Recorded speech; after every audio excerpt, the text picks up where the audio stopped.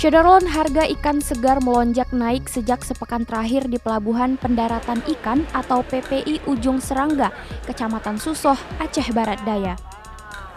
Pantauan Serambi On TV pada hari Minggu 31 Oktober 2021, aktivitas nelayan berkurang seiring cuaca buruk melanda perairan barat selatan Aceh, sehingga nelayan terpaksa menambatkan kapal pancing di pelabuhan.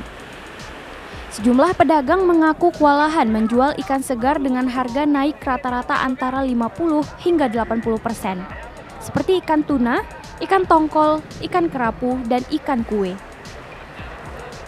Biasanya harga ikan per keranjang senilai 1,2 juta rupiah mengalami kenaikan menjadi 2 juta, yang mengakibatkan daya beli berkurang sehingga sebagian pedagang memilih mengirim hasil tangkapan ke Medan, Sumatera Utara. Kenapa naik itu dah keadaan cuaca. Keadaan cuaca. Lain nggak ada. Rata berapa nih Pak? Rata-rata. Kalau rata-rata itu dah seperti saya bilang tadi. Hampir 100%. Ya. Jenis ikan apa aja kita? Semua naik ikan. Ikan apa namanya itu, ikan lele yang kecil itu naik juga tuh.